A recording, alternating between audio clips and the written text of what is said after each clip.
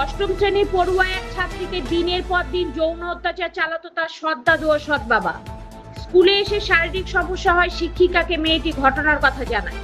এরপরে ওই শিক্ষিকা বুধবার দুপুরে কিশোরীকে সঙ্গে নিয়ে অভিযুক্তদের বিরুদ্ধে থানার অভিযোগ দায়ের করে।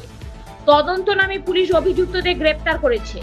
জানা গিয়েছে বিভিন্ন কারণে কয়েক বছর আগে কিশোরীকে সঙ্গে নিয়ে নিজের স্বামীকে ছেড়ে তার মা অভিযুক্তর সঙ্গে দ্বিতীয় বিয়ে করে।